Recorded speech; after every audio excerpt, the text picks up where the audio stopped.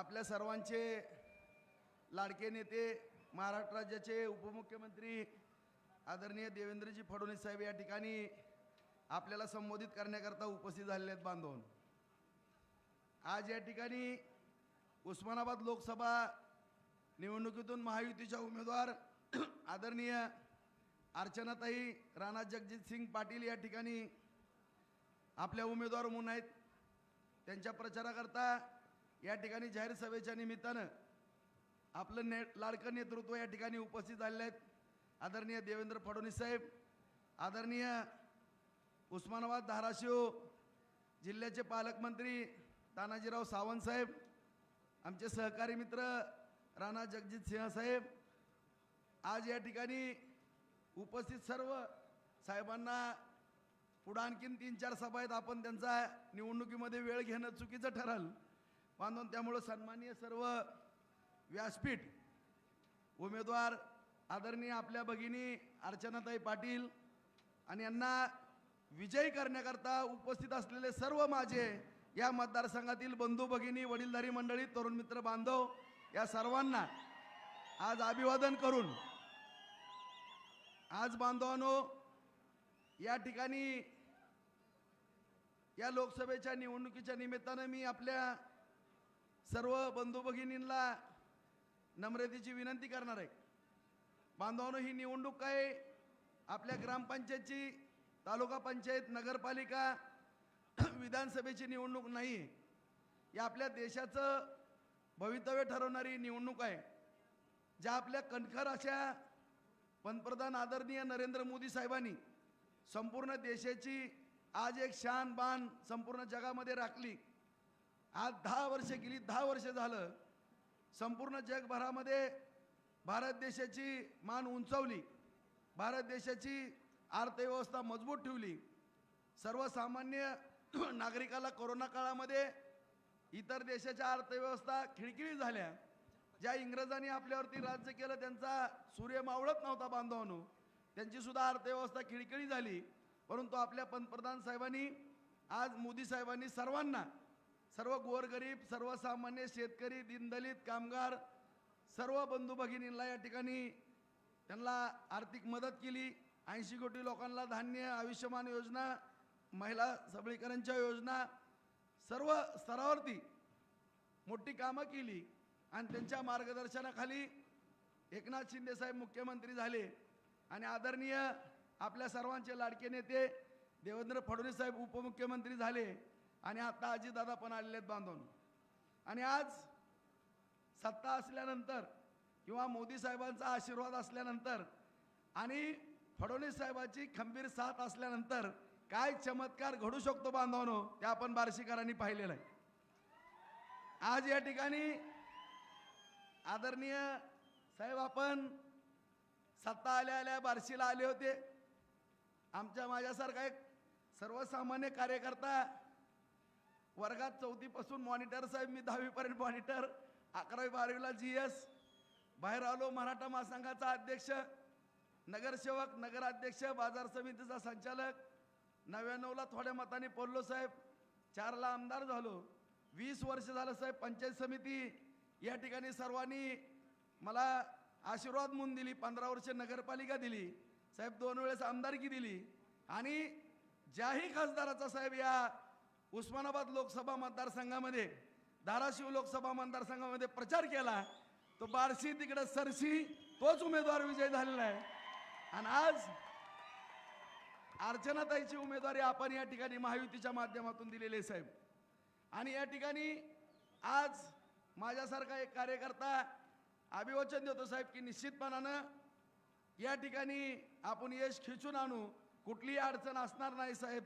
100% मोदी साहेबांना पंतप्रधान करण्याकरता हे आमचं उस्मानाबादचं एक मत 100%, त्यामध्ये 399 तुम्ही असताल साहेब, पण आमचं 400 मत 100% या ठिकाणी असणार आहे साहेब. आज या ठिकाणी आपल्या सर्व बांधवांना माहीत आहे साहेब, आम्ही रोजच्या भाषणामध्ये तुमचं नाव घेतो साहेब, कारण आमच्या स्वप्नातही वाटत नव्हतं साहेब आम्हाला की आमच्या बार्शीकरांना एवढा मोठा न्याय मिळेल आणि आपल्या हातून एवढा मोठा न्याय मिळाला साहेब. आम्हाला अक्षरशः कधी कधी स्वप्न पडल्यासारखं वाटतं की खरंच हे घडलंय का. कारण ज्या चेतकाप्रमाणे आमचा सर्व शेतकरी बांधव साहेब पाण्याची वाट पाहत होता, त्याकरता आपण 700 कोटी रुपयाची प्रशासकीय मान्यता दिली साहेब. 300 कोटीचे निवेदन निघाले साहेब. जवळपास 70% काम प्रगतीपथावरती आहे साहेब. उपसा सिंचन योजनेच्या माध्यमातून 12,550 हेक्टर क्षेत्र साहेब 1 वर्षाच्या आत आमचं बार्शीचं बागायत होणार आहे साहेब. ह्याचं सगळं श्रेय आपल्याला आहे साहेब. आपल्या आशीर्वादामुळं माझ्या या तमाम शेतकऱ्याच्या घरी सोन्याचा घास मिळणार आहे साहेब. असंख्य शेतकऱ्याची दुवा आपल्याला लागणार आहे साहेब. त्याचबरोबर साहेब या ठिकाणी आपल्या माध्यमातून 37 साठवण तलाव या ठिकाणी मंजूर झाले साहेब. 35 साठवण तलावाची कामं चालू आहेत साहेब. 3 साठवण तलावामध्ये पाणी भरलं. पाझर तलावाचं साठवण तलावामध्ये रूपांतर केलं साहेब. त्या साठवण तलावाच्या माध्यमातून साहेब या ठिकाणी कमीत कमी 7,000 हेक्टर जमीन या ठिकाणी वलिताखाली येणार आहे. आज या ठिकाणी नागझरी भोगावती नदीवरती साहेब आपण 18 किटीवेर दिले. त्या माध्यमातून या ठिकाणी बहुतांशी शेतकऱ्याचा मोठ्या प्रमाणामध्ये पाण्याचा प्रश्न मिटलेला आहे साहेब. दुर्दैवानं आता निसर्गाची कृपादृष्टी वेगळी झाली साहेब. दुष्काळ पडला, परंतु जर उजनी भरलं तर निश्चितपणानं साहेब आमच्या या बार्शी तालुक्यातलं आपल्या आशीर्वादानं साहेब कमीत कमी 1 ते 1.5 वर्षाच्या आत 50,000 एकर जमीन साहेब आपल्या आशीर्वादाने या ठिकाणी वलिताखाली येणार. सगळ्या या शेतकऱ्याला त्यांच्या लेकराबाळाच्या तोंडात सोन्याचा घास घालण्याचं काम साहेब आपल्या माध्यमातून या ठिकाणी झालेलं आहे. आज आपण बार्शी तालुक्यामध्ये एवढं मोठं शहर आहे साहेब. 2 लाख वस्तीचं 296 कोटी रुपये मंजूर केले साहेब अमृत 2 मधनं. त्याचंही काम चालू झालं साहेब. जॅकवेलचं काम चालू आहे. पैप सगळे येऊन पडल्यात. 1 वर्षाच्या आत शहराला रोज 4.5 कोटी लिटर पाणी या ठिकाणी येणार आहे साहेब. त्याबरोबर भुयारी गटरीला साहेब 115 कोटी दिले. शहरातील रस्त्याला 250 कोटी दिले. भगवान स्टेडियमला 10 कोटी दिले. शहरातली बागेला 5 कोटी दिले साहेब. पंतप्रधान आवास योजनेच्या माध्यमातून साहेब शहरामध्ये 2,000 घरं केली. रमाई आवासच्या माध्यमातून 1,500 घरं केली. 1596 घराचं काम चालू आहे साहेब. आपण ऑनलाईन उद्घाटन केलं होतं. अंतिम टप्प्यामध्ये ते काम आलेलं आहे. ग्रामीण भागामध्ये साहेब माननीय पंतप्रधान नरेंद्र मोदी साहेबांच्या आपल्या मार्गदर्शनाखाली जवळपास 5,000 घरं आपण त्या ठिकाणी देऊ शकलो. आज शहरामध्ये जवळपास 85 कोटी रुपये न्यायालयीन इमारतीकरता आपण या ठिकाणी दिलेले साहेब. 3 तालुक्याचा प्रश्न त्यामध्ये मिटतोय, माडा, करमाळा आणि बार्शीचा. त्याचबरोबर साहेब 3,500 विहिरी या ठिकाणी आपल्या शेतकरी बांधवाला देण्याचं काम आपल्या या ठिकाणी माध्यमातून झालेलं आहे. आज सोलापूर रस्त्याला 200 कोटी रुपये आपण निधी दिला साहेब ॲसियन बँकेच्या माध्यमातून. धाराशिव रोडला 150 कोटी रुपयाचा निधी दिला. ते दोन्ही कामं पूर्ण झालेले आहेत साहेब. इडशी टिंबुर्णी रस्त्याला 140 कोटी रुपयाचा निधी दिला साहेब. तेही काम पूर्ण होत आलेलं आहे.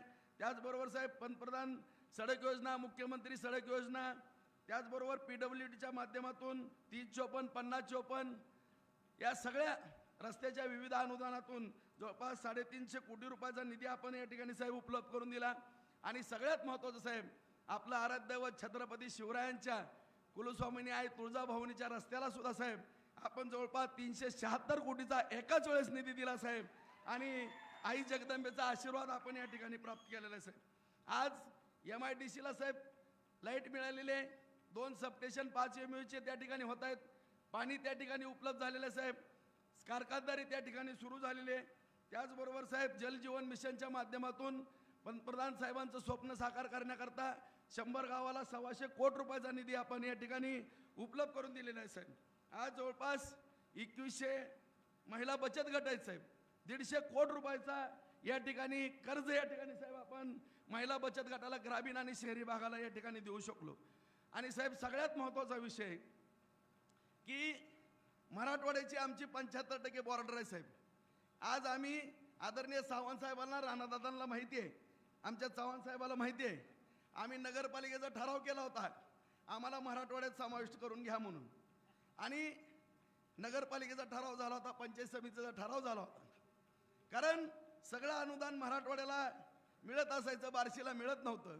परंतु तुम्ही मुख्यमंत्री झाले साहेब आणि त्यावेळेसपासून अक्षरशः अनुदानाचा पाऊस बार्शीवरती पडला. आपण मुख्यमंत्री झाला साहेब, आपण सत्तेत आला, 422 कोटी रुपयाचं अतिवृष्टी, सततचा पाऊस, पीक विमा, फळबागाचं अनुदान, येलो मोजॅक, दुष्काळ निधी 422 कोटी मंजूर केले साहेब. फक्त 62 कोटी यायचे राहिले, ती पण आता या ठिकाणी आपल्याला येतील. आज या ठिकाणी साहेब भोगवती नागझरीवरचं मग सांगितलं, नवीन क्रीडांगणाला 43 कोटी रुपये दिलेले आहेत साहेब. अशा रीतीनं साहेब मी तर 2,500 कोटी म्हणतो, मग हिशोब केला तर 4,000 कोटीच्या पुढं हा आकडा आपल्या आशीर्वादाने गेलेला आहे साहेब. म्हणूनच मग म्हणलं की हे आम्ही स्वप्न पाहतोय साहेब. कधी आम्हाला वाटत पण नव्हतं असं एक नेतृत्व मिळेल आणि आमच्या बार्शी तालुक्यातल्या सर्वसामान्य गोरगरिबांना, कामगारांना, शेतकऱ्यांना एवढा मोठा न्याय देईल. आणि आज साहेब आपल्याकडनं फार मोठ्या अपेक्षा पण, कारण जो देतो त्याच्याकडूनच मागितलं जाते साहेब. आणि आमच्या ज्या मागण्या आहेत साहेब, निश्चितपणानं सर्वसामान्यांच्या पोटापाण्याच्या मागण्या आहेत, रोजगाराच्या मागण्या आहेत, शेतकऱ्याच्या मागण्या आहेत साहेब. आज उपसा सिंचन योजनेचा 3रा टप्पा साहेब, आम्ही जे पाणी सेव्हिंग झालेलं आहे त्यामधनं 3ऱ्या टप्प्यामध्ये 6,000 हेक्टर जमीन ओलिताखाली येते साहेब. त्याचा प्रस्ताव शासनाकडे सादर केलेला आहे. त्यामध्ये एक लक्ष घालून आम्हाला साहेब नव्यानं त्याची एक प्रशासकीय मान्यतेची आवश्यकता आहे, ते आपण द्याल अशी 100% मला खात्री आहे साहेब. त्याबद्दल आम्हाला शंका येण्याचं कुठलं कारण नाही. कारण आमचं तावडीचं पाणी 1 वर्षाच्या आत तावडीच्या तळ्यात पडतंय, तिथनं ढाळे पिंपळगावच्या धरणात जाणार आहे, तिकडं भोगावतीच्या नदीमध्ये नेलं जाणार आहे. त्याला एक 6,000 हेक्टरला मान्यता अत्यंत आवश्यक आहे साहेब. त्याचबरोबर साहेब हे भगवंताची नगरी आहे. 10 अवताराच्या अगोदर मूळ विष्णूचा अवतार बार्शीमध्ये आहे साहेब. आणि या ठिकाणी जो घोरोडा म्हणलं जातो तो पुष्पावती नदी आहे साहेब. आणि ती पुष्पावतीमध्ये दुर्वास ऋषी त्यावेळेस शाप दिला, ती पालती झाली साहेब. एक ऐतिहासिक आख्यायिका फार मोठी आहे साहेब. यामध्ये त्यावरती 9 किटीवर होतात साहेब. त्या ठिकाणी सुद्धा जर 9 किटीवर झाले तर 12,500 एकर जमीन त्या ठिकाणी ओलिताखाली येणार आहे साहेब. त्याचबरोबर राम नदी, बेडकी नदी हे विषय साहेब किटीवेरचे. त्याचबरोबर सगळ्यात महत्त्वाचा विषय साहेब वैराग नगर पंचायत नव्यानं झालेली आहे, त्या ठिकाणी पण फार पाण्याची अडचण आहे. अमृत 2 मधून आम्हाला एक 50 कोटीची योजना प्रस्ताव पाठवलेला आहे, ती एक मंजूर करावी. आणि सगळ्यात महत्त्वाचा साहेब एक विषय आहे, संतनाथ सहकारी साखर कारखाना. हा कारखाना साहेब या बार्शीकरांची, वैरागकरांची अस्मिता आहे. तो चालू करण्याकरता साहेब आम्ही सर्व तयारी केली, फक्त आपल्या आशीर्वादाची आवश्यकता आहे. मी सर्व प्रपोजल आपल्या समोर ठेवतो साहेब. त्या ठिकाणी 225 एकर जमीन कारखान्याची आहे, त्यापैकी 150 एकर आम्हाला MIDCला देऊ आम्ही आणि 75 एकर जमीन कारखान्याला ठेवू. तो एक कारखान्याचा भोंगा आपल्या आशीर्वादानं वाजावा एवढीच या ठिकाणी अपेक्षा करतो साहेब. आपल्याला मागण्यासारखं भरपूर आहे साहेब, परंतु आपल्याला एवढ्या घाई गडबडीमध्ये या ठिकाणी आम्ही बार्शीमध्ये एवढं चांगलं लढत असताना अडकून ठेवणं योग्य नाही साहेब, ह्याची मला पूर्णपणे जाणीव आहे. तरी आपण ज्या पद्धतीनं बार्शीकरांना आश्वासित केलं होतं साहेब, राजाभाऊ राऊत यांना मी बेरर चेक आहे साहेब, आणि तो बेरर चेक साक्षात या ठिकाणी खरा करून दाखवला आणि बार्शीकरांचं कल्याण केलं. त्याबद्दल सर्व बार्शीकरांच्या वतीनं आपल्याला लाख लाख धन्यवाद देतो साहेब, आपले आभार व्यक्त करतो. आणि भविष्यकाळामध्ये सुद्धा सर्वसामान्यांच्या पाठीशी आपण असंच राहावं. निश्चितपणानं नरेंद्र मोदी साहेबांच्या मार्गदर्शनाखाली या जनतेचं कल्याण होणार आहे. त्यामुळं माझी संपूर्ण बार्शीकरांना विनंती आहे मित्रांनो, की आज ही निवडणूक अत्यंत महत्त्वाची आहे. आपल्याला पण माहीत आहे की मी माझ्या विधानसभेला सुद्धा एवढं पळत नाही. पहाटे 5ला उठतो, रात्री 1ला 1:30ला झोपतोय. त्यामुळे याचं गांभीर्य वळका. आपल्या नरेंद्र मोदी साहेबांना पंतप्रधान करण्याकरता एका मताची आवश्यकता आहे. हे आपलं मत त्या ठिकाणी गेलंच पाहिजे, ही आपल्या सगळ्या बार्शीकरांची जबाबदारी आहे आणि ती पार पाडाल अशी या ठिकाणी साहेबांना मी हमी देतो. आणि साहेब आणखीन एक विनंती करतो की तानाजी सावंत साहेब या ठिकाणी उपस्थित आहेत. मी सकाळी साहेबांकडे गेलो होतो, तेवढी एक विनंती की आपण साहेबांचं सातत्यानं संपूर्ण या जिल्ह्यावरती लक्ष असते साहेब.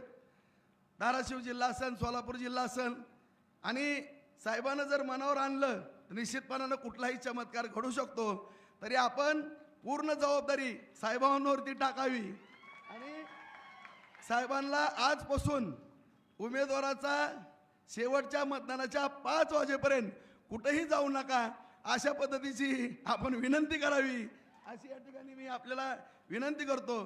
कारण मी साहेबांना माहीत आहे, जवळनं पाहिलेलं आहे आणि साहेब यामध्ये झुकून काम करू लागलेले आहेत आणि आपण त्यांच्यावरती जबाबदारी टाकावी अशी राणादादांची माझी आपल्या दोघांना विनंती आहे. आणि आपण साहेबांवरती जबाबदारी पूर्ण मतदारसंघाची टाकाल अशी या ठिकाणी आपल्याला विनंती करून माझे 2 शब्द संपवतो.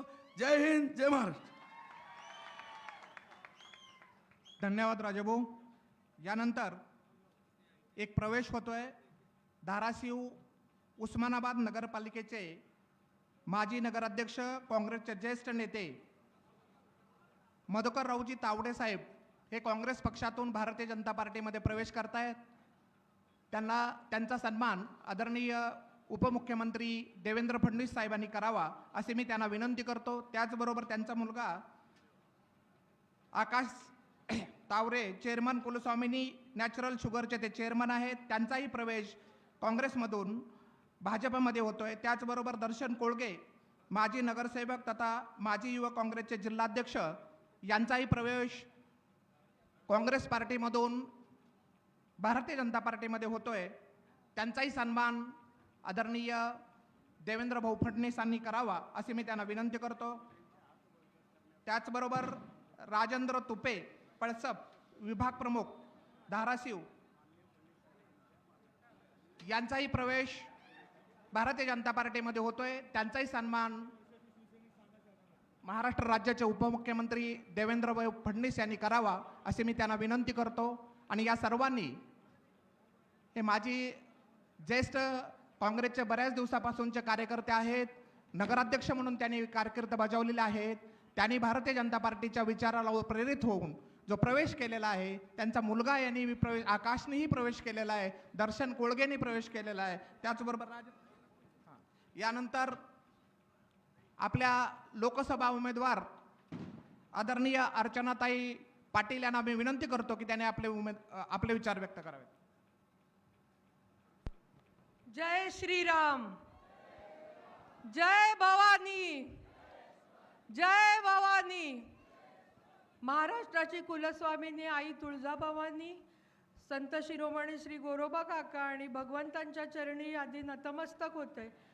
आपल्या महाराष्ट्राचे लाडके उपमुख्यमंत्री आणि ज्यांच्या येण्याने माझ्या या प्रचाराला आणि मला खरोखरच बळ मिळालंय. फडणवीस साहेब, आपली फॉर्म भरताना वाट बघत होतो, पण आज आपण आला. थँक्यू. तुम्हाला माहीत नाही की तुमच्या येण्याने केवढं भाषण चुकणार आहे, पण एवढं निश्चित बोलते की तुमच्या येण्याने मला वैयक्तिक खूप बळ आणि माझा विजयावरचा विश्वास ठाम झालेला आहे. तुम्ही पाठीशी असाल तर ही निवडणूक 1001% आम्ही जिंकणार आहे.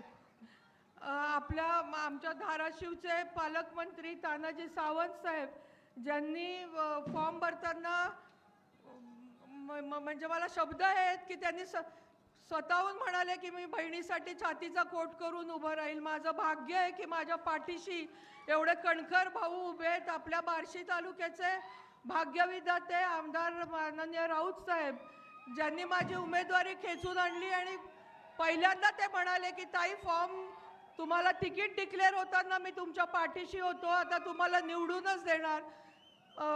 मी खरंच त्यांची ऋणी आहे. तुळजापूरचे आमदार माननीय राणा जगजितसिंह पाटील साहेब, सुनील चव्हाण साहेब, गोपचडे साहेब, त्यांना पहिल्यांदा भेटते खासदार झाल्यावर. कॉंग्रॅच्युलेशन्स. इथं व्यासपीठावरील सर्व महायुतीचे पदाधिकारी, नेते, इथं जमलेले सर्व बार्शी परिसरातील सर्व वडीलधारी मंडळी, ग्रामस्थ, आवर्जून उपस्थित असलेल्या महिला. आज सगळ्यात प्रथम तर मी येत्या 7 मेला होणाऱ्या लोकसभा निवडणुकीसाठी महायुतीची उमेदवार, महायुती म्हणजे भाजप, शिवसेना एकनाथ शिंदे गट, राष्ट्रवादी काँग्रेस पक्ष अजित पवार गट, रासप जानकर साहेबांची, मनसे राज ठाकरे साहेबांची, रिपाई रामदास आठवले साहेबांची, स्वाभिमानी पक्ष, लहुजी शक्ती सेना, रयत क्रांती सेना आणि इतर घटक पक्षाची अधिकृत उमेदवार म्हणून माझ्या घड्याळ्या चिन्हासमोरील बटन दाबून आपण मला विक्रमी मताने विजयी करावं, ही विनंती मी आज आपल्याला करायला आलेले. मी जास्त बोलणार नाही. मला दोन तीन गोष्ट फक्त क्लिअर करायचं आहे की ही निवडणूक अर्चना पाटील विरुद्ध कोण अशी नाहीच आहे. ही निवडणूक मोदीजी वर्सेस राहुल गांधी अशी निवडणूक आहे. कोणाला देशाचं पंतप्रधान करायचं, कोणाच्या हातामध्ये देश द्यायचा, कोण देशाला सुरक्षित ठेवेल, कोण देशाला महासत्ता करण्याकडे घेऊन जाईल, ही ठरवणारी निवडणूक आहे. आणि मला असं वाटतं मागच्या 2 टर्ममध्ये मोदीजींनी आपलं नेतृत्व सिद्ध केलंय. मी मोदीजींच्या सगळ्या योजना सांगणार नाही, सांगत बसलो तर आपल्याला रात्र सुद्धा पुरणार नाही. पण एक गोष्ट निश्चित की करोनासारखं संकट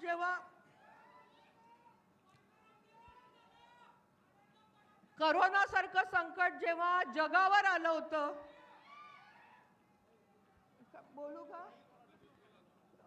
करोनासारखं मी 5च मिनिटं बोलतीये, बोलू का इकडे? करोनासारखं संकट जेव्हा जगावर आलं होतं तेव्हा मोदीजींनी आपलं नेतृत्व सिद्ध केलेलं आहे. वेळ अशी होती की आपली शेजारीण एकमेकींना वाटीभर साखर देत नव्हती, आपली मुलं शेतात जात नव्हती. अशा वेळेस मोदीजींनी जगातल्या 1 नंबर लोकसंख्या असलेल्या देशातल्या प्रत्येक व्यक्तीला 5 किलो गहू ज्वारी तांदूळ दिली. एका कुटुंबात जर 5 व्यक्ती असतील तर 25 किलो गहू ज्वारी तांदूळ आली. लक्षात घ्या की म्हणजे ही योजना आत्ता पण चालू आहे, अजून 5 वर्ष चालणार आहे. पण तेव्हा जेव्हा जग बंद होतं तेव्हा मोदीजींनी आपल्याला जे धान्य पाठवलंय त्याचं महत्त्व जास्त आहे. मोदीजींनी आपल्याला दिलासा दिला की घाबरू नका, मी तुमच्या पाठीशी आहे, काहीही तुम्हाला होऊ देणार नाही. ताप यायचा, आपण क्रोसिनची गोळी घ्यायचो. 4 दिवसांनी डॉक्टरकडे गेल्यानंतर डॉक्टर म्हणायचे करोना झालेला आहे, उशीर झाला यायला. आणि आता जसे व्हॉट्सअप ग्रुपवर वाढदिवसाच्या शुभेच्छांचे फोटो असतात तेव्हा श्रद्धांजलीचे फोटो, मी एवढं रंगून याच्यासाठी सांगते की तो काळ आठवा, तो काळ किती भयानक होता. आणि अशा वेळेस मोदीजी आपल्या पाठीशी देशाचे मुखिया म्हणून खंबीरपणे उभं राहिले. या तापावर औषध काढलं, ते भारतात निर्माण केलं आणि आपल्या जगातल्या 1 नंबर लोकसंख्या असल्या देशातल्या प्रत्येक वाडी वस्तीवर 0 to 18 बाळापर्यंत ती मोफत लस पोहोचवली. 200 रुपये जरी लसीची किंमत लावली असती आणि एखाद्या कुटुंबात 5 जण असते तर 1000 रुपये काढून देणं तेव्हा जीवावर आलं असतं. मोदीजींनी अमेरिकेकडे हात पसरून आपण जर बसलो असतो तर अमेरिकेने त्यांच्या पूर्ण देशाला लस दिली असती, मग आपल्याला दिली असती. तोपर्यंत आपले अर्धे जण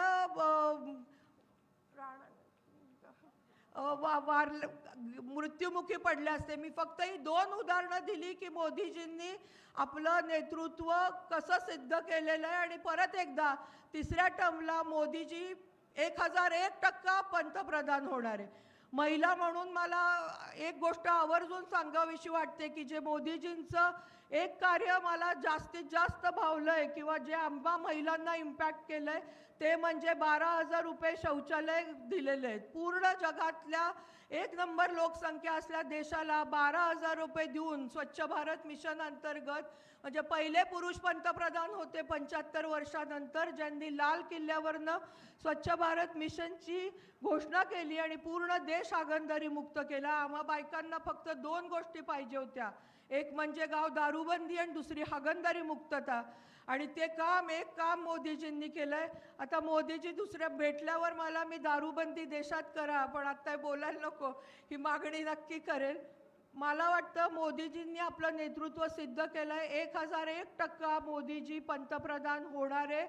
संसदेमध्ये मोदीजींनी सांगितलंय की येत्या 3 वर्षात ते भारताला 3 नंबरची अर्थव्यवस्था करतायत. म्हणजे जपान आणि जर्मनी सारख्या देशाला मागे टाकून आपण 3 नंबरची अर्थव्यवस्था होतोय.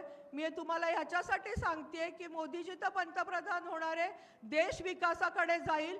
पण फक्त आपला प्रतिस्पर्धी उमेदवार जॅक किंवा टॉमी देतो म्हणून जर आपण निवडून दिला तर ही विकासाची गंगा आपल्या बार्शीपर्यंत येणार नाही. त्यामुळे हात जोडून विनंती, येत्या 7 मेला विचार करून मतदान करा. आणि मोदीजींनी सांगितलंय की त्यांना बहुमत हवंय, अबकी बार 400 पार. कारण त्यांनी पहिल्या 2 टर्ममध्ये घेतले नाही, त्याच्यापेक्षा क्रांतिकारी निर्णय या टर्ममध्ये मोदीजी घेणार आहेत. ऑलरेडी मागच्या टर्ममध्ये 370 कलम हटवणं असो किंवा राम मंदिराची उभारणी असो किंवा मी म्हणेन शौचालय बांधणं सुद्धा, हे क्रांतिकारी मोदीजींनी घेतलेत. पण त्यांना बहुमत हवंय. 399चा जुगाड त्यांनी केलाय, 420 मी आहे. त्यामुळे मला दिल्लीला पाठवून आपण मोदीजींना विकास करण्यासाठी त्यांचे हात बळकट करूया. मला शेवटचं एवढंच सांगायचं आहे की अर्चना पाटील फक्त माध्यम आहे. आपल्या भागातले सगळे नेते, आत्ता राऊत साहेबांनी केवढ्या गोष्टी सांगितल्या की सत्तेत आल्यानंतर किती निधी आला आणि काय काय करायचं आहे आपल्याला, आपली वैरागची MIDC डेव्हलप करायची आहे, पाणी आणायचं आहे, या सगळ्या गोष्टी करायला सगळे आमदार खंबीर आहेत. म्हणजे आज औसा निलंग्याचे आमदार अभिमन्यू पवार साहेब, बार्शीचे आमदार राजेंद्र राऊत साहेब, उमरगा लोहाराचे ज्ञानराज चौगुले साहेब, बसवराज पाटील साहेब, रवी गायकवाड सर, तुळजापूरचे आमदार राणा जगजितसिंह पाटील साहेब, धाराशिवचे पालकमंत्री तानाजी सावंत साहेब, संभाजी पाटील निलंगेकर साहेब, अर्चना पाटील चाकूरकर ताई, हे सगळेजण आपापल्या भागाचा विकास करायला खंबीर आहेत. अर्चना पाटील फक्त एक माध्यम असणारे, एक महायुतीचा खासदार आपण निवडून दिला की हे ताटमानेने हक्काने महायुतीच्या सगळ्या आपल्या राज्यातल्या नेत्यांकडे आणि दिल्लीमध्ये अमित शाह साहेब, मोदी साहेब आणि नड्डा साहेबांकडे जाऊन आपापल्या भागासाठी निधी खेचून आणू शकतील. त्यामुळे हात जोडून विनंती, हा विषय 20 लाख लोकांच्या मतदानाचा विकासासाठीचा आहे. एक मतदान केल्यानंतर आपल्याला काय मिळणार आहे? फोन सगळ्यांनाच उचलावे लागतात, ग्रामपंचायत सदस्याला सुद्धा उचलावे लागतात, नाही तर परत निवडून येत नसतो. त्यामुळे विचार करून मतदान करा. मोदीजींसारखे पंतप्रधान परत परत देशाला लाभत नाही. आपलं भाग्य आहे की तिसऱ्या टर्मला मोदीजी आपल्याला पंतप्रधान लाभतायत. त्यांच्या माध्यमातून आपल्याला आपल्या धाराशिव मतदारसंघाचा विकास करायचा आहे आणि आपले नेते एकनाथ शिंदे साहेब, देवेंद्रजी फडणवीस साहेब आणि अजित पवार साहेब. त्यामुळे पुढच्या पिढीसाठी तुम्ही एक मतदान आज कराल ते पुढची पिढीचा विकास ठरवणार आहे. त्यामुळे हात जोडून विनंती, येत्या 7 मेला घड्याळासमोरचं बटन दाबून भरभरून मतदान करा. खासदार झाल्यानंतर मला माहिती आहे मला चिठ्ठी आली आहे शॉर्ट, पण राणा मला बोलू द्या 1 मिनिट. तर मला एक गोष्ट सांगायची की शिर्डीच्या नाशिकच्या साईबाबांच्या चरणी विमान आलं, कोल्हापूरच्या अंबाबाईच्या पायाशी विमान आलं, नाशिकला त्र्यंबकेश्वर ज्योतिर्लिंग वणीच्या देवीच्या पायाशी विमान आलं होतं, पण माझ्या महाराष्ट्राची कुलस्वामिनी आई तुळजाभवानीच्या पायाशी आजतागत ट्रेन आलेली नव्हती. राणादादा आमदार झाल्यानंतर त्यांनी राज्य सरकारकडनं आणि वरती मोदीजींना पाठवल्यानंतर सोलापूर तुळजापूर धाराशिव रेल्वे मंजूर झाली. आघाडी सरकारच्या काळामध्ये त्याचा जो राज्य सरकारचा 450 कोटी रुपये हप्ता होता तो भरायला त्यांना जमलं नव्हतं. आणि आता आपलं महायुतीचं सरकार आल्यानंतर राज्य सरकारचा 450 कोटी आणि केंद्र सरकारचा 450 कोटी असे 900 कोटी रुपयेचा निधी येऊन ते काम चालू झालं आणि 1.5 वर्षामध्ये माझ्या आई तुळजाभवानीच्या चरणी रेल्वे येणार आहे.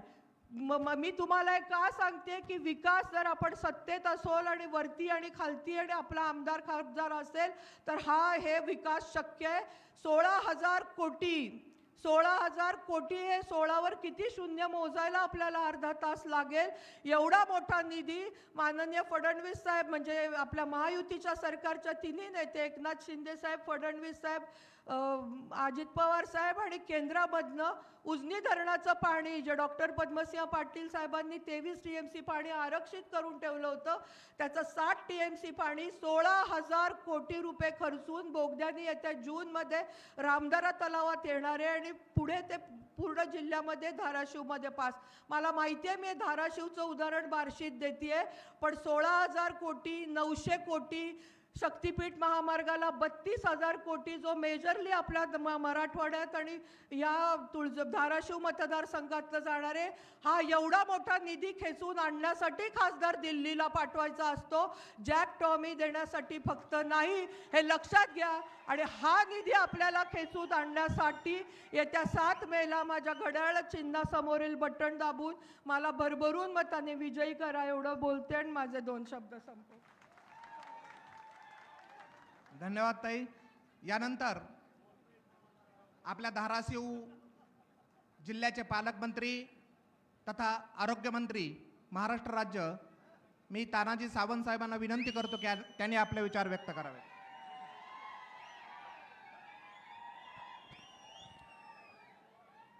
छत्रपती शिवाजी महाराज की, छत्रपती शिवाजी महाराज की.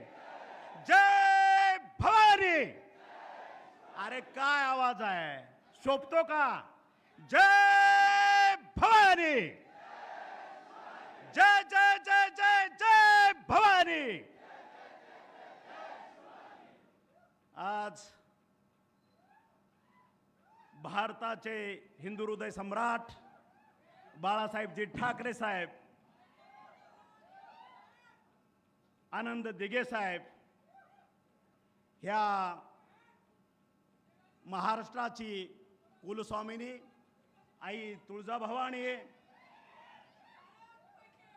ह्या बार्शीचं किंवा तमाम महाराष्ट्राचं आराध्य दैवत भगवंत, ह्या व्यासपीठावर उपस्थित असलेले महाराष्ट्र राज्याचे लाडके उपमुख्यमंत्री देवेंद्रजी फडणवीस साहेब, उपस्थित असलेले राज्यसभेचे खासदार गोपचडे साहेब, त्या ठिकाणी उपस्थित असलेले ज्यांना आपण 7 मे नंतर खासदारकीची माळ गळ्यात घालणार आहोत, त्या आमच्या अर्चनाताई उमेदवार, आमचे आमदार राणा जगजितसिंह पाटील, माझे थोरले बंधू बार्शीचे आमदार राजाभाऊ राऊत, या ठिकाणी उपस्थित असलेले आमच्या बार्शी नगर परिषदेचे सर्व नगरसेवक, आमचे सुनील मालक, ह्या ठिकाणी उपस्थित असलेले आमचे मिरगणे साहेब आणि आमचे ज्यांची नावं आता घेणं शक्य नाही असे आमचे सर्व सहकारी, आणि हे सगळं असताना ज्याच्यासाठी आपण इथं जमलोत, ज्यांच्यासाठी आपण ह्या गोष्टीचा उपभोग करत असतो, ह्या ठिकाणी जमलेला माझा मतदार बंधू भगिनीनो, शेतकरी बंधू भगिनीनो, पत्रकार, सांगण्याजोगं बरंच आहे. मला तरी वाटतं आमच्या ताईने मला फारसं बोलता येत नाही, मला फारसं बोलता येत नाही, मला फारसं सांगता येत नाही, मला भाषण करू लावू नका असं म्हटले. मला वाटतं ह्या धाराशिव जिल्हा लोकसभा मतदारसंघातला A to Z पॉईंट त्यांनी एकही चिठ्ठी समोर न घेता तुमच्या पुढं त्याचा पाडा वाचून दाखवलेला आहे. आणि त्याच्यामुळं मी माझ्या ताईचं आपल्या संपूर्ण बार्शीकरातर्फे अभिनंदन करतो, त्यांना धन्यवाद देतो. कारण परिस्थितीचं भान असणं, समस्येचं भान असणं हे गोष्ट वेगळी, आणि कुठंतरी भावनिक होऊन आणि समोरच्या व्यक्तींना भावनिक करून मतदान घेणं वेगळं. ह्याच्यामधला हा फरक, कदाचित 2 उमेदवारातला फरक तुम्हाला आजच ह्या व्यासपीठावरनं दिसलेला आहे. विकास विकासाच्या पद्धतीनं चालतो, भावना भावनेच्या पद्धतीनं चालतो. मी मागेही म्हटलं होतं 2019ला आम्ही कडवट शिवसैनिक आहोत आणि राहणारच आहोत. आणि कडवट शिवसैनिक कधीही कुठल्या सत्तेपुढं, कुठल्या आमिषापुढं झुकलेला नाही आणि झुकतही नाही, ही वस्तुस्थिती आहे. आणि म्हणून 2019ला सुद्धा अशाच पद्धतीचं माननीय उद्धव ठाकरेंनी, तत्कालीन मुख्यमंत्री, माझ्या हातात कंगन मादलांनी सांगितलं, तानाजीराव ही लोकसभेची जागा धाराशिवची तुम्ही निवडून आणायची आहे. तुम्ही सांगेल तो उमेदवार, तुम्ही सांगेल ती गोष्ट, तुम्ही बांधल ते तोरण. ह्या पद्धतीनं मागचा मी माझीच म्हणेन, आज माजी खासदार तुमच्या सगळ्या साक्षीनं आपण त्यांना निवडून आणलं, विकासासाठी निवडून आणलं, मोदींच्या साठी निवडून आणलं. भारतात आपल्या सत्तेत आपला ह्या ठिकाणचा लोकप्रतिनिधी असावा या भूमिकेतनं आपण निवडून आणलं. आणि तुम्ही बघितलं असेल 2009 पासून आजपर्यंत, आता कधी पुढच्या आठवड्यात 2 दिवसांना 4 दिवसांनी येतील, सुरुवात इथनंच असेल, माझा बाप मारला, माझा बाप मारला, माझा बाप मारला, माझा बाप मारला. आला का काय हे माझा बाप मारला काय हे? 2009 15 वर्ष झाली. आणि आपल्या मराठी भाषेत आपल्या पेरण्या असल्या, काय झालं तर आपण म्हणतो मडपीक आपण एकदाच घेतो. मडपीक एकदाच असतं की नाही? का 15-15, 20 वर्ष म्हातारा झाला तरी मडपिकावर जगायचं? ही कुठली पद्धत आहे? ज्यावेळेस भावनेच्या आहारी जाऊन लोकांनी तुला एकदा आमदार केला, तुला निवडून दिलं, त्याच जनतेनं 2014ला तुला घरी बसवला, तुझा भावनेचा उद्रेक तुझं जे असेल ते संपवलं, आणि त्या 2009च्या माझा बाप मारला असं करत 2024 पर्यंत माझ्या तमाम 20 लाख जनतेचा तू बाप मारायला निघाला. ना रुपड्याचा विकास, ना रुपड्याची पावती, ना रुपड्याची कुणाला मदत. ही काय पद्धत आहे? म्हणून भावनेच्या आहारी जाणारा हा मतदारसंघ नाही. त्याचं कारण असं आहे, आतापर्यंत हा दुष्काळी भाग आहे.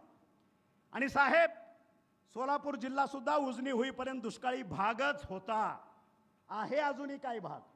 आणि जो भाग दुष्काळी असतो, ज्या दुष्काळी भागामध्ये जी जनता राहते, ज्यांच्या पोटामध्ये आग असते, त्याच्या डोक्यामध्ये राख असते, हे कोणी विसरायचं नाही. कारण तो मतदार असेल, तो युवक असेल, कुठल्याही टोकाला जाऊन आपला विकास असेल किंवा आपल्या हक्काचं काय असेल तो हिसकावून घेतल्याशिवाय स्वस्त बसत नाही. हे त्याचं उदाहरण आहे. आणि म्हणून ह्या ठिकाणी फक्त आता विकासाची भाषा चालते, भावनिक नाही, विकास आणि विकास. आणि साहेब, तुम्ही बघितलं असेल 2019ला हिंदुत्वाची नाळ तोडून विकासाची नाळ तोडून महाराष्ट्र ज्या प्रगती पथावर चाललेला होता त्याला कुठंतरी खीळ बसवून जे तत्कालीन मुख्यमंत्र्यांनी, तत्कालीन शिवसेना प्रमुखांनी जो निर्णय घेतला त्याला उलटून टाकायचं काम सुद्धा ह्या धाराशिव जिल्ह्यातनं सुरुवात झाली. त्याचे साक्षीदार आणि त्याचे मार्गदर्शक आपण आहात, हा संपूर्ण महाराष्ट्र जाणतो. सुरुवात इथून झाली, धाराशिव जिल्ह्यातनं सुरुवात झाली त्या गोष्टीची. आणि तुम्ही बघितलं असेल 2022ला खऱ्या अर्थानं स्थित्यंतर झालं, आपलं सरकार बदललं आणि परत विकासाची गंगा त्या जोमानं, त्या ताकदीनं परत सुरू झाली. आज आपल्या मुख्यमंत्री एकनाथजी भाई शिंदे आणि आमचे 2 उपमुख्यमंत्री देवेंद्रजी आणि आमच्या अजितदादा यांच्या मार्गदर्शनाखाली अतिशय चांगल्या पद्धतीनं सरकार चाललंय. कधी हे आकडे ऐकले होते? राजाभाऊने आकडे सांगितले, आता त्या आकड्यात मी परत जात नाही. हजारो कोटीचे आकडे कधी ऐकले होते का विकासाचे? आजही आपला भाग जिरायती म्हणून ओळखला जातो. ज्यांनी साखर कारखाने काढायची नाटकं केली त्यांनी त्याची दारं कधीच बंद करून टाकली. हा संतनाद सुद्धा मिरगणे साहेबांना माहीत आहे. चालू करण्याचं व्रत मी घेतलं होतं, काही अडचणी आल्या तो थांबला. हा संतनाद जर तुमचे सगळ्यांचे साथ असेल, देवेंद्रचा मला आशीर्वाद आहेच, शासनाचा आशीर्वाद आहेच, सगळ्यांची साथ असेल तर याच्या 6 महिन्यामध्ये, वर्षामध्ये संतनाद सुद्धा आपण चालू करू शकतो. हे तुमच्या ताकदीवर चालू करू शकतो. कुणाचा माईका लाल त्या ठिकाणी अडवा येणार नाही, तो कारखाना चालू करणार नाही. कारण सर्वसामान्य जवळपास 9 तालुक्याची अस्मिता असलेला तो संतनाद कारखाना आहे. प्रत्येक आज या ठिकाणी शेतकऱ्याचे सभासदाचे पैसे त्या ठिकाणी अडकलेले आहेत, ही वस्तुस्थिती आहे. आणि म्हणून धाराशिव जिल्ह्यामध्ये ज्यांनी भंगार विकायचं धोरण घेतलं, भंगार विक्या हे नाव आहे सगळीकडं, वास्तव आहे. तेरणेच्या माध्यमातून मी बघितलं, तेरणेमध्ये त्या जमिनीखाली पुरलेल्या केबल सुद्धा ह्या भंगार चोरांना विकलेल्या आहेत, ही वस्तुस्थिती आहे. जाऊन बघा. आणि आज त्या कारखान्याचं वैभव काय आहे हेही आपण जाऊ बघा. आणि त्या कारखान्याचं वैभव पुनर्स्थापित करण्यासाठी सत्तेत नसताना, त्यावेळेस आपण सत्तेत नव्हतो, आपण फक्त आमदार होतो, अंदर की बात बता रहा हूं, अंदर की बात. त्यावेळेस बँकेनं गायावाया करून शेवटच्या टोकाला मला टेंडर भरायला लावलं. विनंती केल्यानंतर मी टेंडर भरलं. टेंडर भरल्यानंतर हे काळूबाळू लातूरच्या राजाकडे गेले, त्यांना त्याच्यात आड गेलं आणि त्या ठिकाणी पाय घालून ते बंद पाडायचा कार्यक्रम केला. आणि त्यावेळेस सुद्धा विरोधात असताना सुद्धा आज पहिल्यांदा ह्या व्यासपीठावर नाव डिस्क्लोज करतोय मी. सह्याद्रीसारखं माझ्या पाठीमागं कोण उभा राहिला असेल तर महाराष्ट्राचे लाडके उपमुख्यमंत्री देवेंद्रजी फडणवीस साहेब. खऱ्या अर्थाने त्याने मला ताकद दिली आणि 3-4 सत्तांतर झाल्यानंतर 2 ते 3 महिन्यामध्ये त्या कारखान्याचं पोझिशन त्यांनी स्वतःच्या हस्ते मला त्या ठिकाणी दिलं. ही विकासाची वाटचाल आहे. आणि ह्या ठिकाणी आपण कुठलाही विकासाच्या बाबतीत तडजोड करू नका, भावनिक व्हायचं काय कारण आहे. आणि साहेब देवेंद्रजी, मी तुम्हाला एक सांगू इच्छितो, ह्या बार्शीत माझे संस्कार ह्या बार्शीतले आहेत. 7वी ते 10वी सुलाक हायस्कूलला ह्या बार्शीला मी बोर्डिंगमध्ये शिकलेलो आहे. ह्या बार्शीचा गल्लीला गल्ली, पांडे चौक, अमुक चौक, ही गल्ली ते गल्ली, इथनं फिरलेला आहे हाफ चड्डीवरती. माझं आयुष्य इथनं सुरुवात झालेलं आहे. संस्कार ह्या बार्शीचे आहेत. इथला कानाकोपरा मला माहीत आहे. कारण ज्या वयात आपण विचार करायला आपल्याला चालना मिळते, शिकतो, ते विचार माझे बार्शीचे आहेत, ते विचार माझे भगवंताचे विचार आहेत. आणि म्हणून ह्या बार्शीच्या ठिकाणी ही लोकसंख्या तुम्हाला इतर शहरात दिसणार आहे. ज्या पद्धतीची ह्या ठिकाणची आज नगरी आहे, आज बार्शीवासी आहे, हा अतिशय बुद्धिवंत प्राध्यापक असेल, व्यापारी असेल, रिटायर झालेला शासकीय अधिकारी असेल, अशा पद्धतीची ही 2 लाखाची वस्ती आहे. आमच्या दृष्टीनं त्यावेळची ही विद्यानगरी आहे. दुसरी ओळख बार्शीची हे मराठवाडा आणि पश्चिम महाराष्ट्राचं प्रवेशद्वार आहे. तिसरी ओळख ह्या बार्शीची, ह्या ठिकाणी आर्थिक केंद्र हे बार्शी आहे. आसपासच्या 2 जिल्ह्यात, धाराशिव जिल्हा असेल आणि सोलापूर जिल्हा असेल, जर पूर्वेकडचा भाग असेल, त्या ठिकाणचं अर्थकारण ह्या बार्शीमधून होतं. आणि म्हणून जुनी बार्शीची ओळख काय असेल? तमाशाचा असेल, फडाचा असेल, गजरा बांधायचा असेल, ती ओळख संपलेली आहे. आता विकासाचं पर्व सुरू झालेलं आहे. विकासाची गंगा वाहणार आहे. आणि म्हणून 2019ला माननीय देवेंद्रजींनी मुख्यमंत्री असताना त्यावेळेस आपल्या उजनीतनं, जेऊर बोगद्यातनं पाणी मिरगावा, मिरगावावरून आपल्या संपूर्ण मराठवाड्याला पाणी आणायचं होतं 7 TMC. तो प्रोजेक्ट मंजूर करून दिला, त्याचं चाल करून दिली. जलयुक्त शिवारसारखी मोठी योजना राबवली. त्या काळात शेवटचे 4 महिने मी कॅबिनेट मंत्री होतो, देवेंद्रजीच्या हाताखाली काम केलं. त्यावेळेचा माझ्याकडे अहवाल आहे. जलयुक्त शिवारामुळं मराठवाड्यातल्या जमिनींचं 4.5 मीटरनं वॉटर टेबल वाढलेलं होतं. आणि जसं सरकार बदललं, सत्तांतर झालं, इमिजिएट अशा शेतकऱ्यांच्या हिताच्या, सर्वसामान्य माणसाच्या हिताच्या योजना त्यांनी बंद पाडल्या. त्यानंतर आम्ही माझ्या अंदाजानं दुसऱ्या का तिसऱ्या कॅबिनेटमध्ये 19ला शेवटच्या निर्णय घेतला देवेंद्रजींनी की मराठवाड्यातल्या 8 जिल्ह्यामध्ये 11 जी धरणं आहेत, त्या धरणाचा कुठल्याही दुष्काळामुळं पाणी पुरवठा कमी होता नाही म्हणून वॉटर ग्रिड सिस्टीम करायचा निर्णय घेतला. जवळपास 34,000 कोटीची ती योजना होती. जसं सरकार बदललं, त्या योजनेला ह्यांनी स्टे देऊन दिला. ती योजना बासनात गुंडाळली. आणि ज्यावेळेस सत्तांतर झालं, सरकार आलं, त्यावेळेस माननीय देवेंद्रजी आणि आमचे मुख्यमंत्री एकनाथजीभाई शिंदे हे दोघंच कॅबिनेटमध्ये होते. पहिल्याच मीटिंगमध्ये आपल्याला जेऊर टू मराठवाडा ह्याचं पुन्हा पुनर्जीवन केलं. त्याला 11,500 कोटीचं बजेट पहिल्या कॅबिनेटमध्ये मंजूर केलं. आणि दुसऱ्या कॅबिनेटमध्ये मराठवाड्यातील 8 जिल्हे आणि 11 धरणं ह्याचं जे वॉटर लूप सिस्टम होती तेही पुनर्जीवित केलं आणि त्याचंही बजेट प्लॅनिंग केलं. आणि म्हणून खऱ्या अर्थानं सर्वसामान्य शेतकऱ्यांना, सर्वसामान्य गोरगरिबांना दिलासा देणारं हे सरकार आहे. कोरोना काळात तुम्ही बघितलं असेल, मोदींना मी फक्त भारताचे पंतप्रधान म्हणून नाही, कारण फक्त भारताचा पंतप्रधान म्हणलं तर तो त्यांचा अपमान होईल. कारण आज ते विश्वनेते आहेत. जगातले 80% देश, आज 80% देशामध्ये पंतप्रधान नरेंद्रभाई मोदीचं आज नेतृत्व मान्य केलेलं आहे तिथल्या अध्यक्षांनी. आणि म्हणून आपला नेता आपल्या भारतापुरता मर्यादित नाही, तर आपला नेता हा विश्वनेता आहे. आणि म्हणून विश्वनेत्याचं व्हिजन जर आपल्याला अस्तित्वात आणायचं असेल, ते जर पुढच्या 4 वर्षामध्ये आपल्याला जर खऱ्या अर्थानं गोरगरिबापर्यंत पोहोचवायचं असेल, तर ह्या वेळेस धाराशिव जिल्हा, धाराशिव लोकसभा मतदारसंघ ह्या ठिकाणचा उमेदवार हा आपल्या विचाराचा, मोदी साहेबांच्या विचाराचा असला पाहिजे. आणि म्हणून आपला एक आकडा त्या ठिकाणी असणं गरजेचं आहे.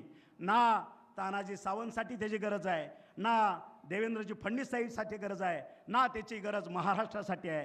त्याची गरज माझ्या सर्वसामान्य शेतकऱ्यासाठी आहे. त्या विचाराचा जर खासदार, लोकप्रतिनिधी आपला आपण दिल्लीत पाठवला, त्या ठिकाणी अनेक योजना केंद्राच्या अगदी छोट्यातली छोट्या योजना म्हणली तर 100-200 कोटीच्या पुढच्या असते. आणि म्हणून आपला तर जिल्हा आकांक्षित आहे. आपला देशामध्ये 3रा मागासलेला जिल्हा आहे. आणि ह्या जिल्ह्याला जर पश्चिम महाराष्ट्रासारखं रूप द्यायचं असेल, तर आपल्याला मोदी साहेबांच्या विचाराचा खासदार देणं गरजेचं आहे. एवढंच मी आज ह्या निमित्तानं आपल्याला विनंती करतो. आणि परत एकदा आमच्या राजाभाऊनी सांगितलं, माझ्या ताईने सांगितलं की ह्या ठिकाणी तानाजीराव मदत करायची काय गरजच नाही. ताई, तुम्हाला स्पष्ट सांगतो, 7 मेला ज्यावेळेस मतदान होईल, मतपेट्या बंद होतील, 4 जूनला ज्यावेळेस आपली मतपेटी उघडली जाईल त्यावेळेस माझी अर्चनाताई घड्याळाच्या चिन्हावर 2 लाख मतानं कमीत कमी निवडून आल्याशिवाय राहणार नाही. हेच मी आज वचन आणि आश्वासन माझ्या व्यासपीठाला आणि माझ्या जनतेला देतो आणि मी माझे 2 शब्द संपवतो. जय हिंद, जय महाराष्ट्र. धन्यवाद साहेब. एक आपल्याला महत्त्वाची सूचना, मंगळवार दिनांक 30/4/2024 रोजी आपल्या भारताचे लोकप्रिय पंतप्रधान आदरणीय नरेंद्रजी मोदी साहेब यांची धाराशिव येथे इंजिनिअरिंग कॉलेज शेजारी सकाळी 10 वाजता प्रचारार्थ जाहीर सभा आयोजित केलेली आहे. तरी सर्व मतदार बंधू भगिनींना विनंती आहे की त्या सभेमध्ये आपण सहभागी घेऊन त्यांचे विचार ऐकावेत अशी नम्र विनंती आपणाला सर्वांना करण्यात येत आहे. भूमिकेमध्ये आपण त्रिकोण पाहतो, काटकोण पाहतो, विशाल कोण पाहतो, पण भूमिकेमध्ये आपल्याला दृष्टिकोन पाहायला मिळत नसतो. दृष्टिकोन हा भूमिकेत नसून तो विकास. यानंतर आदरणीय देवेंद्रजी फडणवीस साहेबांना मी विनंती करतो की आपण आपले विचार व्यक्त करावे.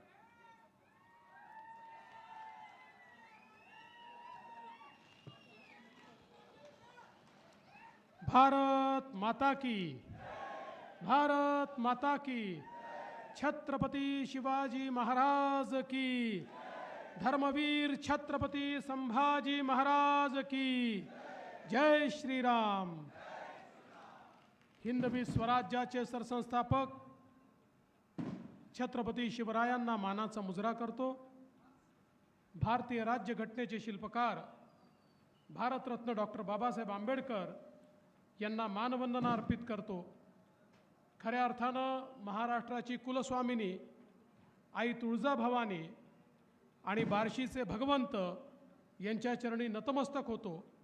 आजच्या या आपल्या सभेमध्ये मंचावर उपस्थित असलेले ज्यांनी उस्मानाबाद धाराशिव मतदारसंघाचं पालकत्व स्वीकारलेलं आहे आणि पूर्ण ताकदीने मैदानात उतरले आहेत असे पालकमंत्री आणि आमचे सहकारी तानाजीराव सावंतजी, मंचावर उपस्थित आपल्या सर्वांचे लाडके आणि ज्यांचा उल्लेख मी कार्यसम्राट आमदार म्हणून करेन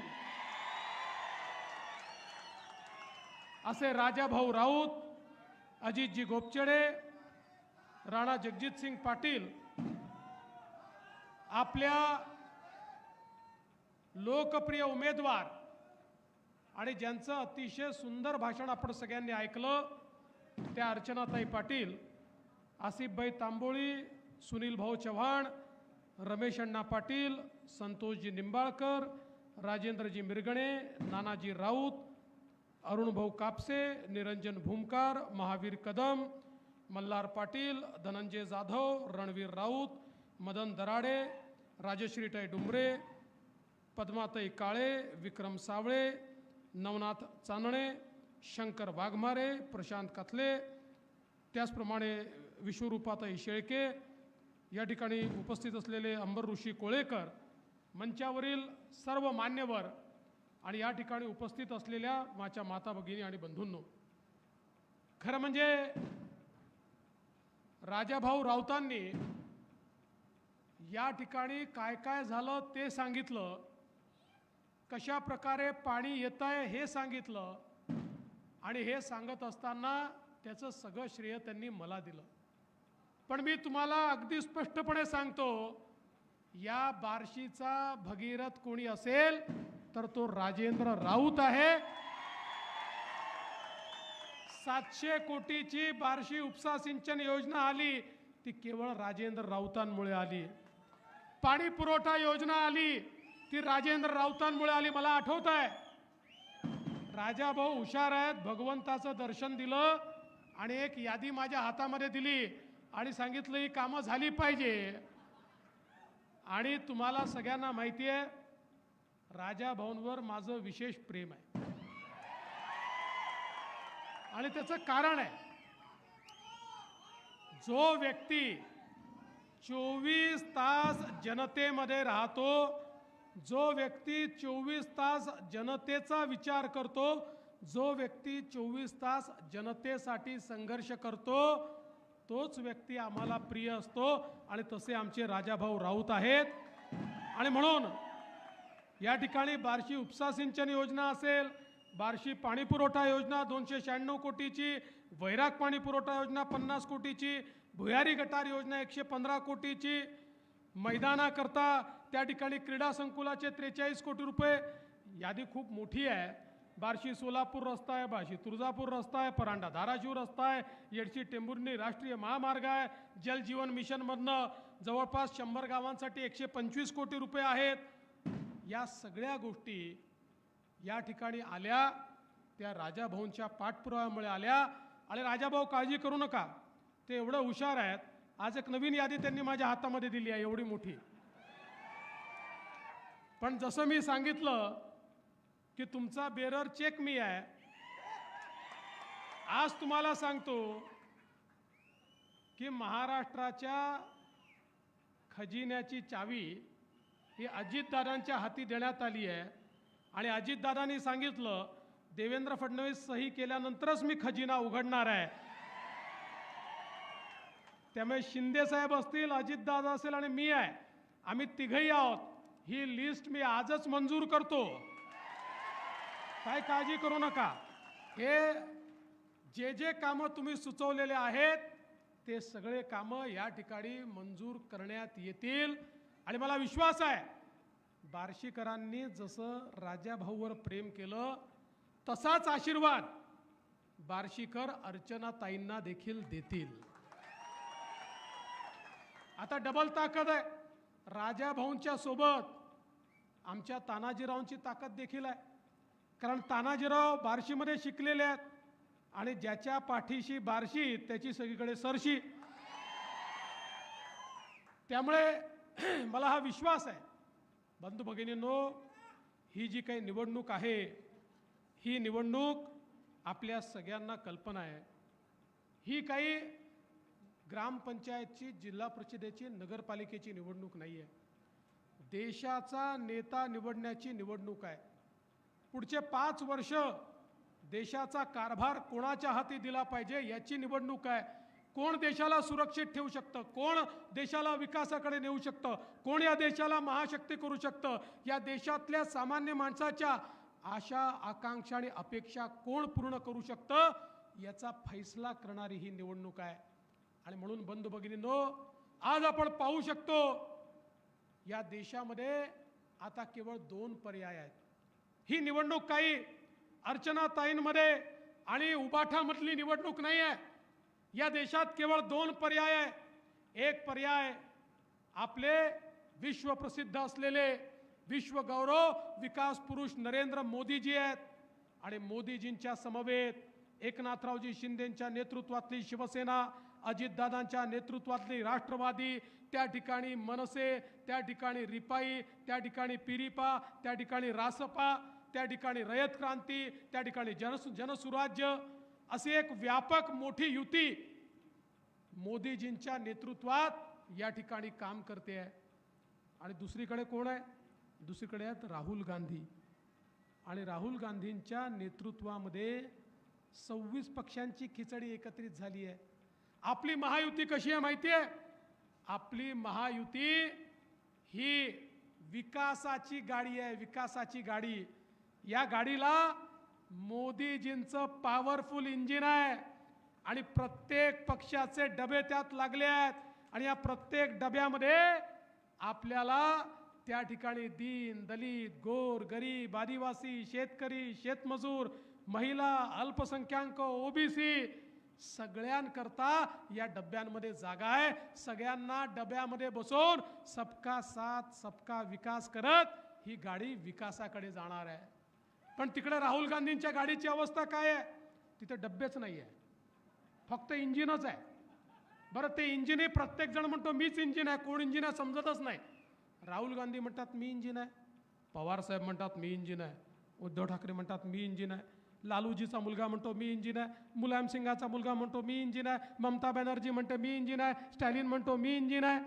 त्या ठिकाणी डब्बे नाहीच आहे. आता बघा, इंजिनमध्ये बसायला जागा किती लोकांकरता असते?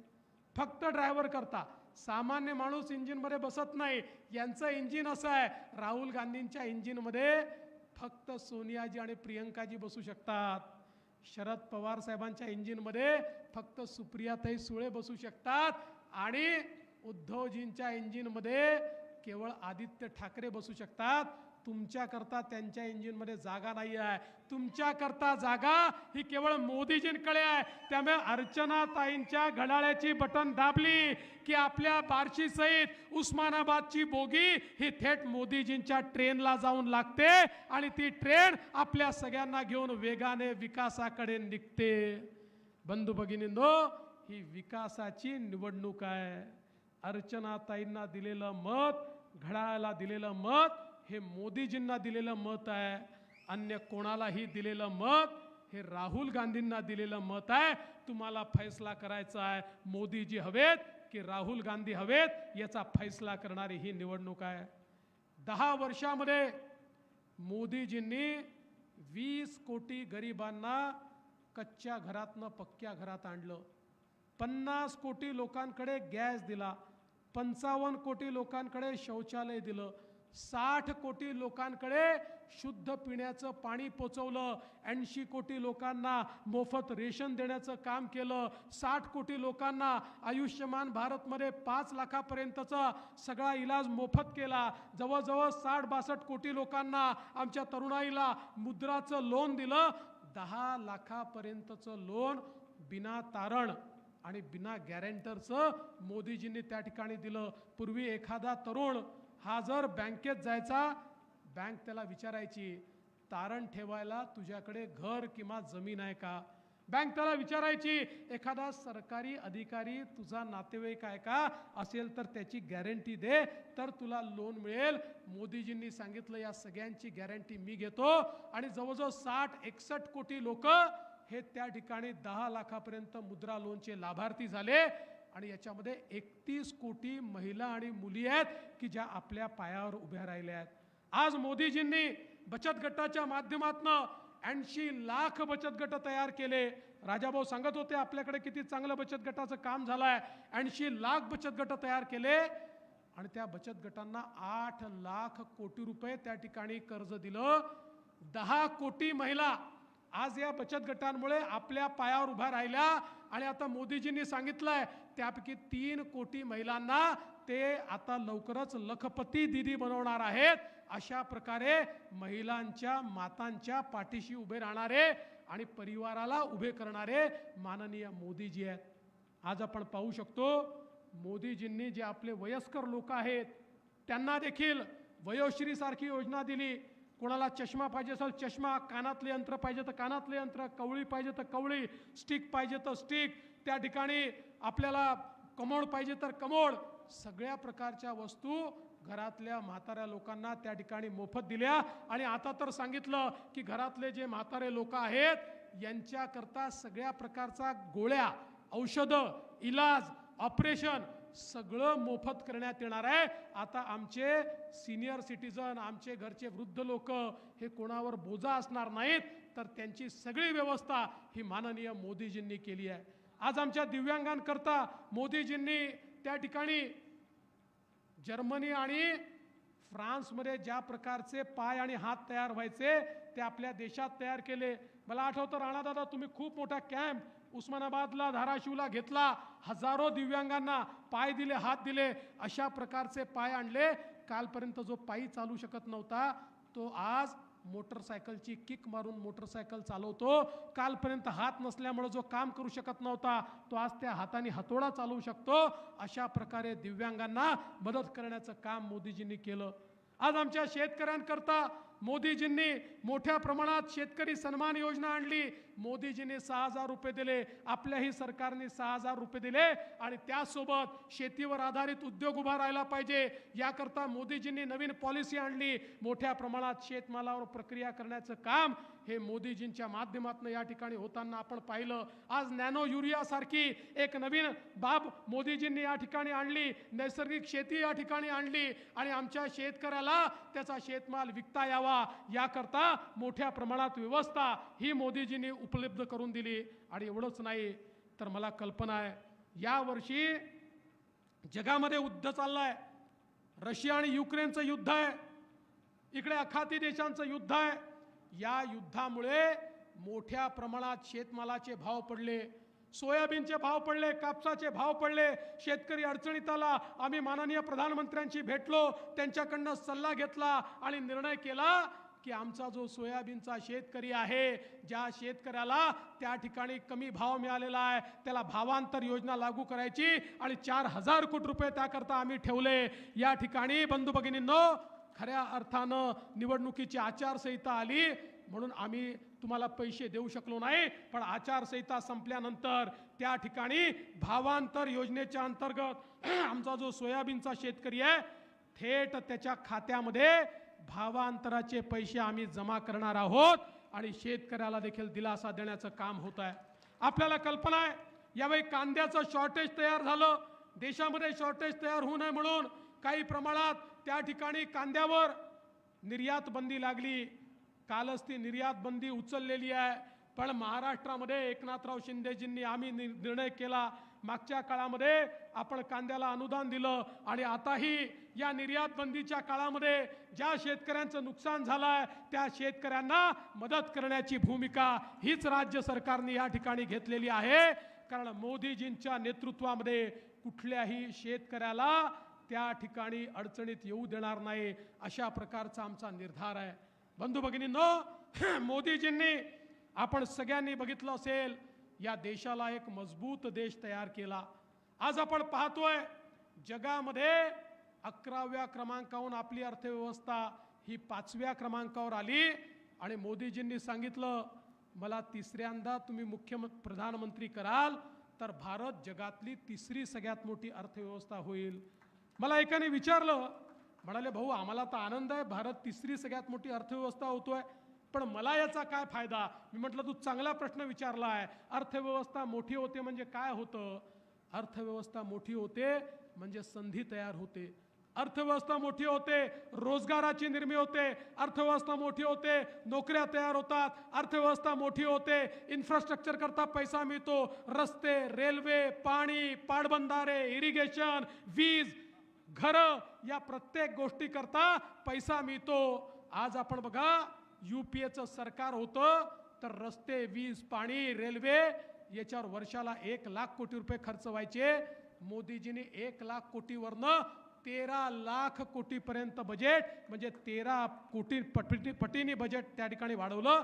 आणि म्हणून हे जे सगळे रस्ते आपण पाहतोय, रेल्वे आपण पाहतोय, ज्या रेल्वेचा अर्चनाताईंनी या ठिकाणी उल्लेख केला, हे सगळे कामं होऊ शकलेत कारण मोदीजींनी अर्थव्यवस्था मजबूत केली. अर्थव्यवस्था मजबूत होते तर गरीब कल्याणाचा अजेंडा चालतो, गरीबाला, शेतकऱ्याला, शेतमजुराला मदत देता येते. अर्थव्यवस्था मजबूत होते तर त्या ठिकाणी आपला देश देखील सुरक्षित होतो. आपण सगळे बघा, अर्चनाताईंनी उल्लेख केला, खरं आहे, कोविडचा काळ आठवा, ज्या काळामध्ये आपल्या नातेवाईकाकडे जाण्याची चोरी होती. मौत मिट्टीला लोक जात नव्हते, एकमेकाला ओळख दाखवत नव्हते, प्रत्येकाच्या नजरेसमोर होतं माझा परिवार वाचेल का. आजूबाजूचे लोक किड्या मुंग्यासारखे पटापटा मरत होते आणि जगाच्या पाठीवर लोक म्हणायचे भारतामध्ये किमान 40-50 कोटी लोक तरी मरतील. कारण यापूर्वी जगाच्या इतिहासात अशा प्रकारची महामारी जेव्हा जेव्हा आली, भारताला त्या महामारीवरचं इंजेक्शन हे किमान 30 वर्षांनी 40 वर्षांनी जगाने उपलब्ध करून दिलं. आणि आपल्याला लक्षात असेल, 100 वर्षापासनं प्लेग सारख्या बिमाऱ्या आल्या, कोट्यावधी लोक मेले, पण आपल्याला कधी त्याचा इलाज मिळाला नाही. लोकांना वाटत होतं आता ही अशीच अवस्था होईल. 4 देशांनी लसी तयार केला होता, ते 4 देश वाट पाहत होते, भारत येईल, आमच्या पुढे हात जोडेल, मग भिकाऱ्यासारख्या काही लसी देऊ आणि भारताकडनं पैसे कमवू. भारतातले लोक किड्या मुंग्यासारखे मरतील, अशा प्रकारे अनेक लोकांना त्या ठिकाणी वाटत होतं. अशा काळामध्ये या देशाचे प्रधानमंत्री माननीय मोदीजींनी भारतामध्ये शास्त्रज्ञांना एकत्रित केलं आणि भारतीय बनावटीची लस तयार केली आणि 140 कोटी लोकांना ती लस 2 वेळा विनाशुल्क या ठिकाणी टोचली. बंधू भगिनींनो, आज आपण सगळे जिवंत आहोत मोदीजींनी तयार केलेल्या लसीमुळे. ही जर लस तयार झाली नसती, काय अवस्था आपली राहिली असती, या देशाला मोदीजींसारखा कणखर प्रधानमंत्री मिळाला नसता, काय आपली अवस्था राहिली असती. आणि म्हणून यावेळेचं मत तर आपल्या परिवारानं केवळ आणि केवळ कोविडमध्ये मोदीजींनी जे नेतृत्व दिलाय त्या नेतृत्वाकरता मोदीजींच्या पाठीशी आपण उभं राहिलं पाहिजे. अरे मी मॉरिशस सारख्या देशात गेलो होतो, मॉरिशसचे तिथे आपले छत्रपती शिवरायांच्या पुतळ्याचं उद्घाटन होतं, त्या ठिकाणी मी मॉरिशसच्या राष्ट्रपतींना भेटायला गेलो. मॉरिशसचे राष्ट्रपती म्हणाले, फडणवीसजी माझे धन्यवाद मोदीजींना कळवा. मी म्हटलं कशा करता धन्यवाद? म्हणाले माझा मॉरिशस जिवंत आहे कारण मोदीजींनी आम्हाला कोविडची लस दिली, नाहीतर माझा मॉरिशस बेचिराख झाला असता. आणि जगामध्ये असे 100 देश आहेत की जे देश मोदीजींचं नाव घेतात, आज जगातला शक्तिशाली देश म्हणून आपल्या पाठीशी ते उभे आहेत. बंधू भगिनींनो, ही निवडणूक ही देशाची निवडणूक आहे. आज देश सुरक्षित राहायला पाहिजे. आपण तो काळ आठवा जेव्हा कोणी आपल्या देशात यायचं, देशामध्ये बॉम्बस्फोट करायचं आणि निघून जायचं, आणि आमचे प्रधानमंत्री अमेरिकेकडे जाऊन हात जोडून म्हणायचे, बघा बघा तो पाकिस्तान त्या ठिकाणी आमच्या देशात बॉम्बस्फोट करतो, आमच्या देशातल्या लोकांना मारून टाकतो, तुम्ही त्याला रागवा. त्यांना ते रागवायचे नाही आणि बॉम्बस्फोट थांबायचे नाही. मोदीजी सत्तेवर आले, पाकिस्तानला वाटलं हे तसंच सरकार आहे, त्यांनी आपल्या देशामध्ये हल्ला केला, आपल्या देशामध्ये बॉम्बस्फोट केला. मोदीजींनी एअर स्ट्राईक केला, सर्जिकल स्ट्राईक केला, त्या ठिकाणी घुसून आतंकवाद्यांना मारलं. बघा 2019 नंतर कुणाच्या बापाची हिंमत झाली नाही भारतामध्ये एकही बॉम्बस्फोट करू शकले नाहीत. अरे आता भारत मजबूत देश झालाय आणि पाकिस्तान दिवाळखोरीकडे चाललाय. ही अवस्था या देशामध्ये मोदीजींनी केली. आज भारताने 7000 किलोमीटर दूर कुठेही शत्रूचं टार्गेट असेल तर त्या ठिकाणी जाणारं मिसाईल तयार केलाय. असं मिसाईल तयार केलाय, आर्टिफिशियल इंटेलिजन्स त्याच्यामध्ये आहे, ज्या मिसाईलला केवळ फीड केलं टार्गेट कुठे आहे की बरोबर 7000 किलोमीटर जाऊन ते टार्गेट उद्ध्वस्त करते. असं अग्नि मिसाईल तयार केल्यामुळे आता चीनही वाकडी नजर करून भारताकडे पाहू शकत नाही. बंधू भगिनींनो, मजबूत नेता लागतो, मजबूर नेता नाही. जो झुकतो तो नेता नाही, जो झुकवतो तो खऱ्या अर्थानं नेता असतो. आणि असा झुकवणारा नेता हा मोदीजींच्या रूपानं आपल्याला लाभला आहे.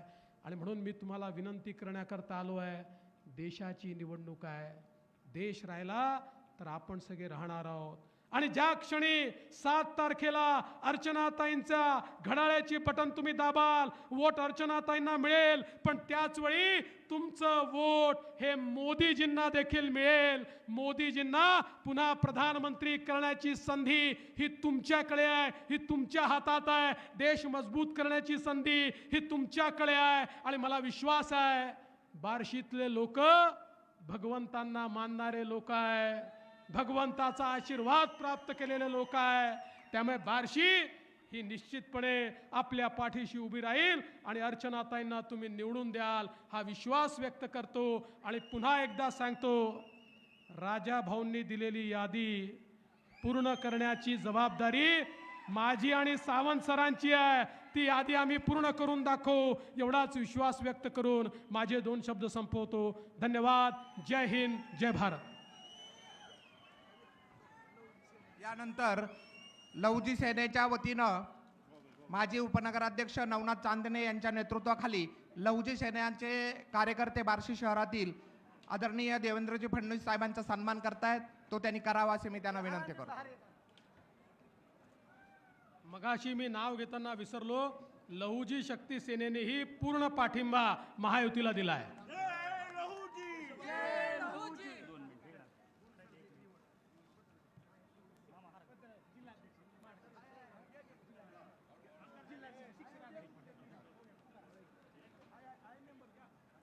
जिल्हाध्यक्ष शिक्षक आघाडी सूर्यकांत शिवाजी गुंड यांची निवड झालेली आहे, त्याबद्दल त्यांना पत्र देत आहेत.